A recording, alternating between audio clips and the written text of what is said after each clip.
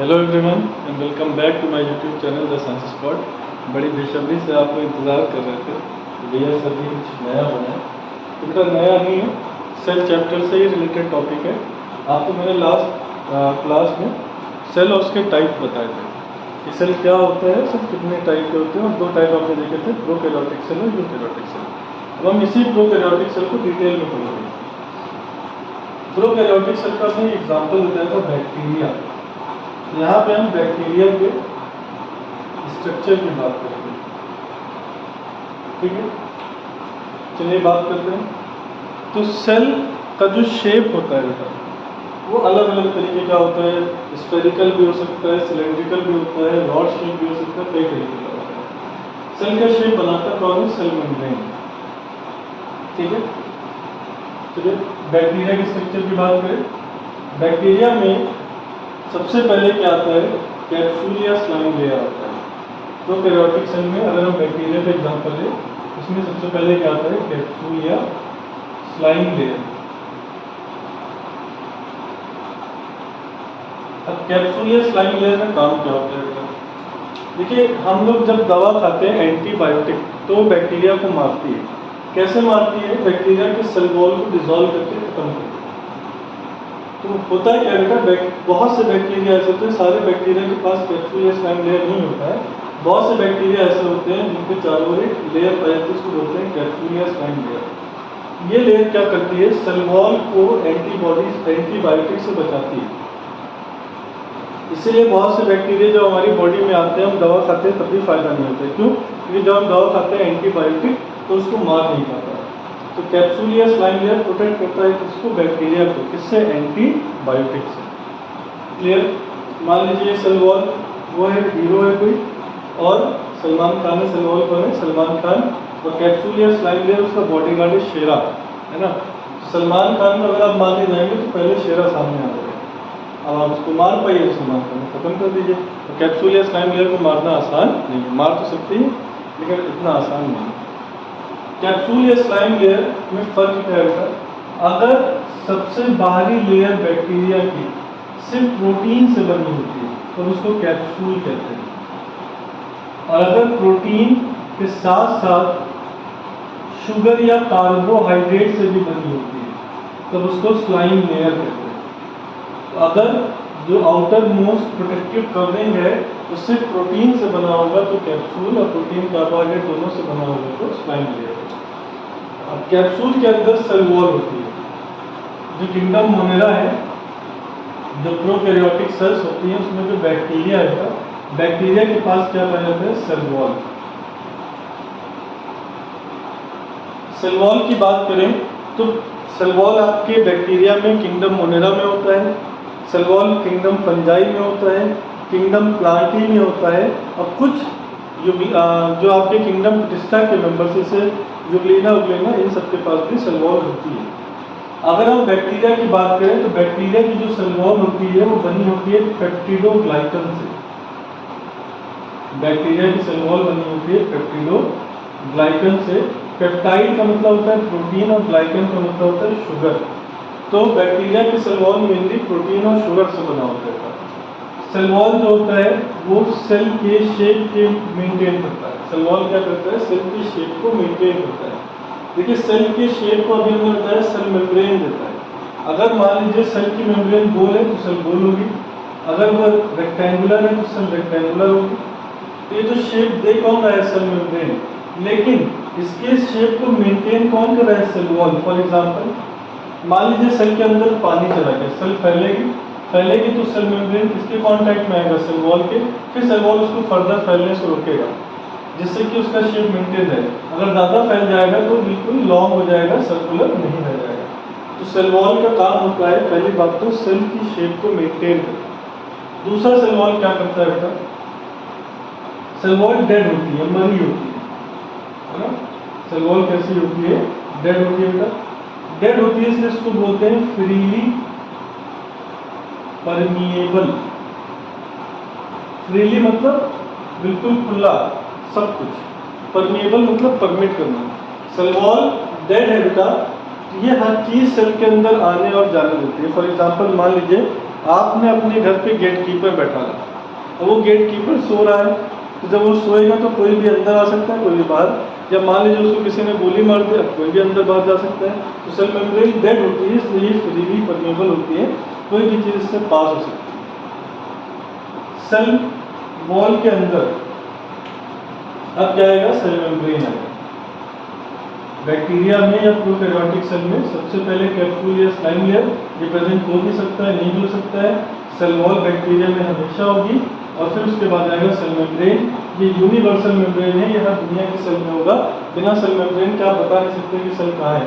यहाँ पे cell membrane है तो आप बता रहे कि ये सेल है, यहाँ पे सेल मेम्ब्रेन नहीं है तो आप नहीं बता सकते कहाँ सेल है। लेकिन अभी हम सेल मेम्ब्रेन बना दें तो आप बता देंगे कि यहाँ पर सेल है। क्लियर? तो सेल मेम्ब्रेन शेप देता है सेल को, साथ साथ ये लिविंग होता है। लिविंग होता है इसलिए इसको बोलते हैं सेलेक्टिवली परमिएबल। सेलेक्टिवली मतलब सेलेक्ट करना, परमिएबल मतलब परमिट करना। सेल मेम्ब्रेन लिविंग है बेटा, तो ये सेलेक्ट करती है कि किस चीज़ को सेल के अंदर आना है और किस चीज़ को सेल के बाहर आना है। जो चीज़ सेल के काम की होगी वो अंदर आ जाएगी, जो काम की नहीं होगी वो बाहर चली जाएगी। For example gate keeper living है तो वो चेक करेगा कि कौन घर के अंदर जा सकता है, कौन घर के अंदर नहीं जा सकता।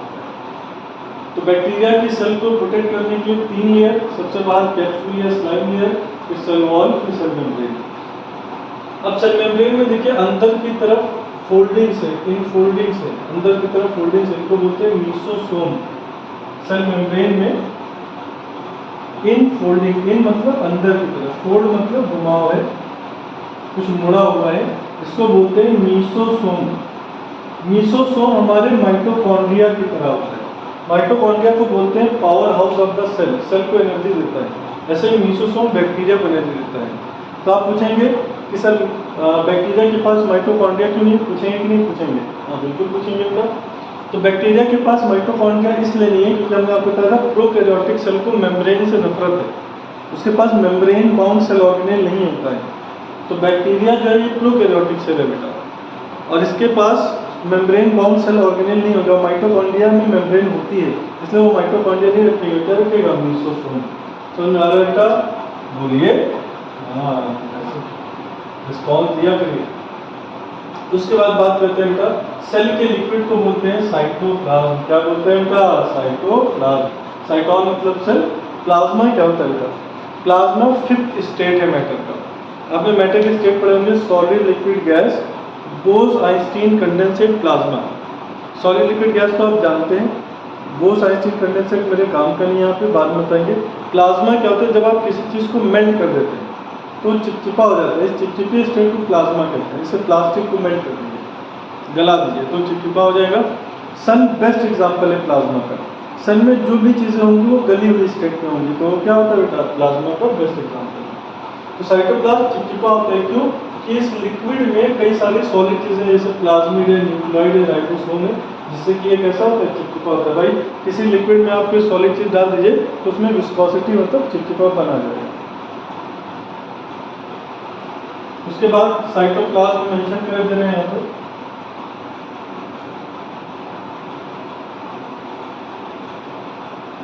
उसके बाद देखेंगे बेटा, हमने आपको बताया था पिछले लेक्चर्स में कि प्रोकैरियोटिक सेल को मेम्ब्रेन से नफरत है, तो न्यूक्लियर मेम्ब्रेन नहीं रखता है, लेकिन उसको मजबूरी में न्यूक्लियस रखना पड़ता है कि न्यूक्लियस के बिना सेल कंट्रोल नहीं हो सकती है। तो प्रोकैरियोटिक सेल के पास रियल न्यूक्लियस नहीं है, इसलिए इसके न्यूक्लियस को क्या बोलते हैं? न्यूक्लियोइड। तो प्रोकैरियोटिक सेल के न्यूक्लियस को क्या बोलेंगे? न्यूक्लियोइड। ये न्यूक्लियोइड किससे दिखता है? क्रोमोसोम से। ठीक। इसके अलावा बैक्टीरिया में मेन क्रोमोसोम के अलावा एक सर्कुलर क्रोमोसोम पाया जाता है, सर्किल के शेप में, इसको बोलते हैं प्लाज्मिड।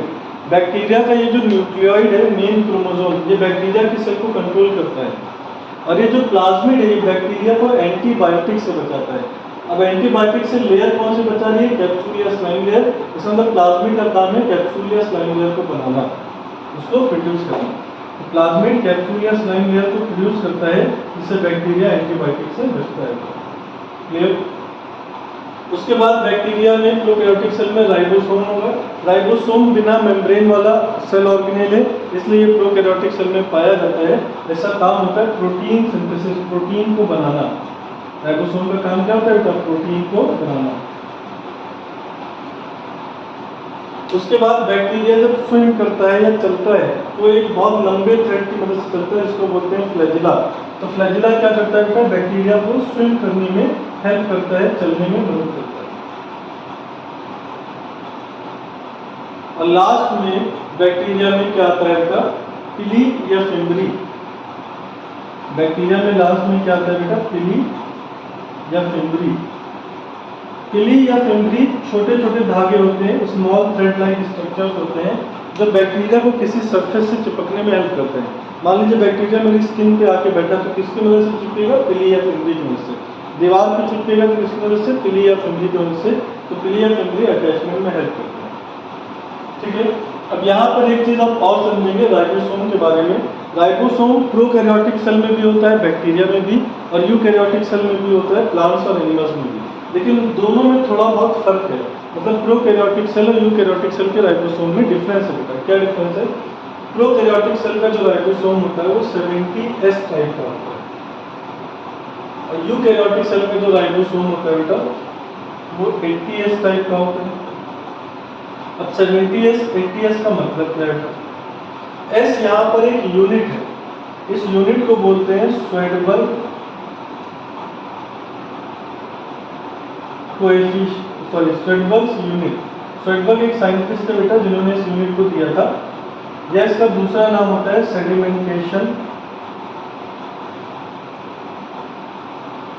कोएफिशिएंट।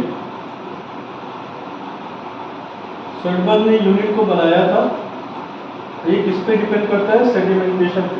कोएफिशिएंट कोई वैल्यू को डिनोट करने का तरीका होता है ना। कोएफिशिएंट बताता है कितना सेडिमेंटेशन हुआ, तो एक वैल्यू को डिफाइन करता है। तो सेडिमेंटेशन क्या होता है, किसी चीज़ का बैठना, जैसे आप पानी में रेत डालते हैं तो रेत नीचे बैठ जाती है। इसी जो सेटलिंग है सैंड पार्टिकल्स का वाटर में, सैंड पार्टिकल जो रेत पानी में बैठ रही है उसी को बोलते हैं सेडिमेंटेशन। तो सैंड पार्टिकल्स पानी में क्यों बैठी है, अपने वेट की वजह से। इसका मतलब सेडिमेंटेशन पोजीशन वेट बताता है राइबोसोम का। तो प्रोकैरियोटिक सेल का राइबोसोम 70S टाइप का है, यूकैरियोटिक सेल का राइबोसोम 80S टाइप का है। इसका मतलब क्या है, प्रोकैरियोटिक सेल का राइबोसोम हल्का होगा और यूकैरियोटिक सेल का राइबोसोम भारी होगा। अब राइबोसोम की बात करें बेटा, तो राइबोसोम में दो यूनिट होती है, दो सब यूनिट होती है, चाहे प्रोकैरियोटिक सेल हो चाहे यूकैरियोटिक सेल हो, दोनों के राइबोसोम में दो सब यूनिट होती है। एक को बोलते हैं स्मॉलर सब यूनिट, एक को बोलते हैं लार्जर सब यूनिट। ये छोटा सब यूनिट है, ये बड़ा सब यूनिट है। प्रोकैरियोटिक सेल में स्मॉलर सब यूनिट 50S होता है और लार्जर सब यूनिट 30S होता है। यूकैरियोटिक सेल में smaller sub unit prokaryotic cell में स्मॉलर सब यूनिट 30S होता है और लार्जर सब यूनिट 50S होता है। उल्टा लिख दिया था, भाई लार्जर भारी होगा और स्मॉलर हल्का होगा। इतना तो आपके पास कॉमन सेंस होना चाहिए, आपको बताना चाहिए था। यूकैरियोटिक सेल का जो स्मॉलर सब यूनिट वो 40S होता है और लार्जर सब यूनिट 60S होता है। बात कहेंगे सर यहाँ पे जो 50 + 30 80 हुआ, लिखा आपने 70 है, और यहाँ पे 60 + 40 100 हुआ, लिखा आपने 80 है। ये इसका होना चाहिए था, ये आपका गलत है। नहीं बेटा, यहाँ पे हम आपको एक नई चीज़ बताने जा रहे हैं, इसको ध्यान से समझिएगा, ध्यान से सुनिएगा, है ना। अपना जो मेडिटेशन है वो पूरा लगा के यहाँ पे देखना है, ढंग से देखिएगा, बहुत अच्छी चीज़ बताने जा रहे हैं। आग लगा देंगे आप, है ना। 50 और 30 के मिलने से 80 बनना चाहिए था, लेकिन बन कितना रहा है, 70S। आपको अगर आइंस्टीन की मास एनर्जी इक्विवेलेंस की इक्वेशन पता हो या याद हो, तो आइंस्टीन ने कहा था मास से एनर्जी बनाई जा सकती है, एनर्जी से मास बनाया जा सकता है। जैसे आप जब खाना खाते हैं बेटा तो आपका मास बनता है, खाने में केमिकल एनर्जी होती है, फिर आपका मास बन जाता है, तो एनर्जी से क्या बन गया, मास। फिर जब आप वॉक करते हैं तो आपका मास किसमें चलता है, खाने में। अगर आप खाना ना खाएं तो आप पतले हो जाएंगे, तो यहाँ पे मास किसमें चल रहा है, एनर्जी में। तो इस दुनिया में जो भी मास है उसको आप एनर्जी बदल सकते हो और एनर्जी को मास में बदल सकते हो। ये जो राइबोसोम की दो सब यूनिट होती है, ये साइटोप्लाज्म में बिखरी रहती है। जब प्रोटीन बनना होता है तो ये साथ में आती है, जब साथ में आती है तो दोनों को जोड़ने के लिए एनर्जी चाहिए। वो एनर्जी इसके मास से मिलता है, कितने मास से, 10S से। भाई 80S जोड़ने पे बनना चाहिए था, 70S नहीं मिलना, मतलब 10S यूज हो रहा है किसमें, इन दोनों को जोड़ने में एनर्जी के फॉर्म। ऐसे ही होना यहाँ पे कितना चाहिए था, 100S, लेकिन मिल कितना रहा है, 80S। तो यहाँ पे डिफरेंस कितने का है, 20s का है। 100 माइनस 80 कितना है, 20। ये 20s को यूज किया था एनर्जी के फॉर्म में, ताकि दोनों को मिलाया जा सके और प्रोटीन बनाया जा सके।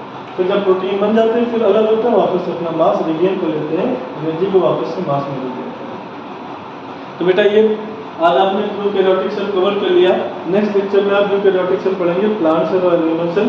तो प्रोकैरियोटिक सेल क्या होता है, जिसके पास वेल डिफाइंड न्यूक्लियस नहीं होता है, न्यूक्लियर मेम्ब्रेन नहीं होती है, और मेम्ब्रेन वाले सेल ऑर्गेनेल नहीं होते, जैसे कि माइटोकॉन्ड्रिया। माइटोकॉन्ड्रिया की जगह यहाँ पे क्या है, मीसोसोम। क्लियर। प्रोकैरियोटिक सेल का बेस्ट एग्जांपल है बैक्टीरिया।